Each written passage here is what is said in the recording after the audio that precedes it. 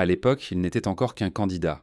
Face à une journaliste déterminée, il va livrer une démonstration d'argumentation rare. Écoutez bien ces mots, parce qu'aujourd'hui, avec le recul, ils prennent une toute autre dimension.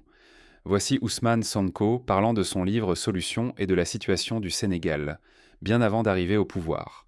Alors effectivement, vous proposez de passer effectivement d'un système commercial plutôt à un système industriel. C'est pas seulement une révolution économique, c'est aussi une révolution culturelle au Sénégal. Comment est-ce que vous comptez, si vous êtes élu, comment est-ce que vous comptez opérer cette révolution culturelle?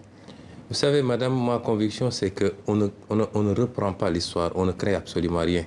Il y a des modèles qui ont été expérimentés un peu partout et qui sont pratiquement uniformes. Le modèle qui a été appliqué ici en Europe lors de la révolution industrielle et qui a été appliqué en Amérique, qui a été appliqué récemment par les pays dits émergents, c'est exactement le même modèle. Il faut que nous, Africains, nous acceptions de comprendre que le développement, c'est un cycle qu'il faut respecter, c'est un certain nombre d'étapes que vous ne pouvez pas sauter pour vous retrouver immédiatement développé.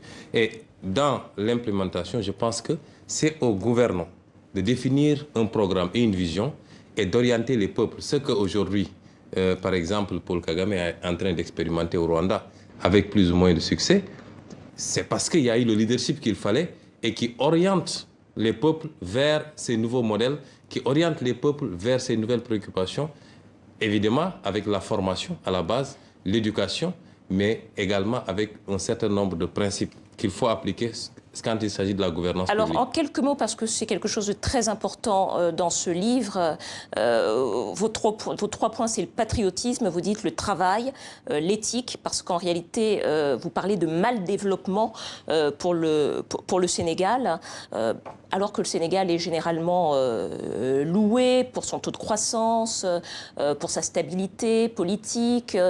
Qu'est-ce qui vous fait dire que... Pourquoi est-ce que vous dites que le Sénégal va mal ? Mais madame, vous savez très bien que le Sénégal est classé parmi les 25 pays les plus pauvres du monde. Ça suffit comme indicateur. Le Sénégal est l'un des pays les plus endettés. Le Sénégal enregistre un taux d'insécurité alimentaire constant de plus de 16%. Le Sénégal a un système sanitaire qui est complètement par terre, un système éducatif qui n'existe quasiment plus. Vous n'avez pas besoin qu'on vous cite toute la litanie pour savoir... Alors justement, c'est très intéressant. Vous parlez beaucoup de cette dette qui plombe le Sénégal. Vous dites que vous voulez renégocier les contrats léonins avec les multinationales.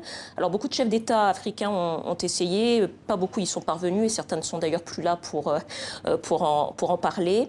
Le Sénégal est très dépendant, vous venez de le dire. Comment est-ce que vous souhaitez faire pour vous dégager de cette contrainte et pour tout renégocier si vous étiez élu? Oui, vous posez là deux questions en une et je suis très content que vous liez la question de la dette à la question de la gestion des ressources souveraines. Nous ne sommes pas dépendants.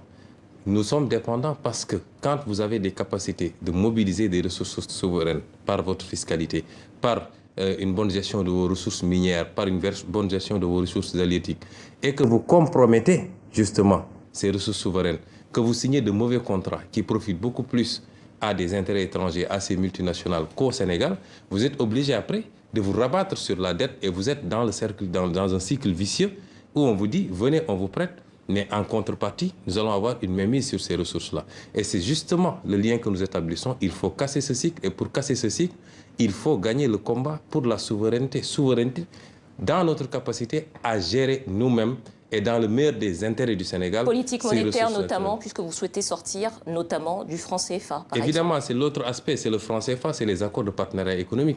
Nous ne pouvons pas être dans un espace où nous ne pouvons pas avoir développé de politique monétaire pour la simple raison qu'on nous considère comme étant irresponsables et immatures pour gérer une monnaie et qu'il faut pouvoir faire garantir cette monnaie ailleurs en déposant 50% de nos réserves pour avoir la garantie d'être arrimé à une monnaie extrêmement forte, c'est-à-dire l'euro, qui ne nous permet pas, nous, puisque le fait que l'euro soit une monnaie très forte, fait également que le franc CFA est une monnaie très forte pour des économies très faibles. Ça fait partie de vos solutions qui sont donc données dans ce livre, Solutions d'Ousmane Sonko, député sénégalais, président du PASTEF, candidat à la candidature pour la présidentielle au Sénégal. Merci beaucoup d'avoir répondu à nos questions, c'est déjà terminé.